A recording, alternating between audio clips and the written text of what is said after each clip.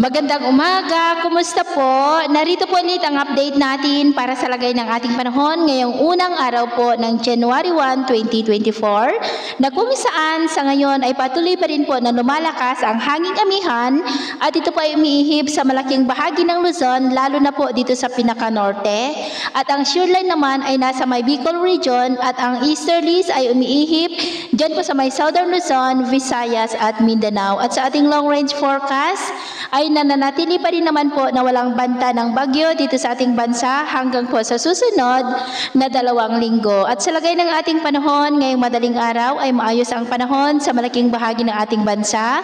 Pero may tsansa pa rin po ng mga isolated rains dito po sa ilang bahagi ng Cagayan, Polillo Island, Samar Provinces, Palawan, Bicol at Dinagat Island. At mamaya ay sisikat ang araw sa malaking bahagi ng ating bansa pero may tsansa pa rin ng maulap na kalangitan with isolated rains dito po sa ilang bahagi ng Cagayan, Polillo Island, Bicol Region, Oriental Mindoro at Samar Provinces. At mamayang hapon, mas maraming lugar na sa ating bansa ang makakaranas ng maulap na kalangitan with isolated rains. Kaya kung lalabas tayo sa ating mga tahanan, ay ugaliin po natin lagi ang magdala ng kahit anong panangga natin sa init ng araw at protection na rin po sa mga biglaang buhos ng ulan. At sa atin naman pong mga baybayin dahil sa malakas na amihan, ay matataas po ang mga alon sa northern part ng Ilocos Norte, northern part ng Cagayan, Babuyan Islands at Batanes na ang mga alon po ay posibleng aabot hanggang po sa 2.5 to 3.5